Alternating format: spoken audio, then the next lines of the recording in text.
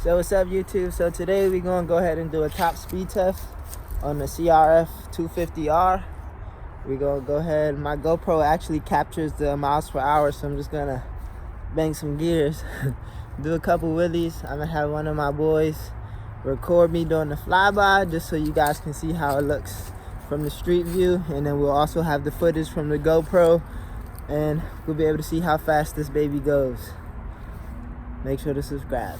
My hand's a little ashy, but don't mind.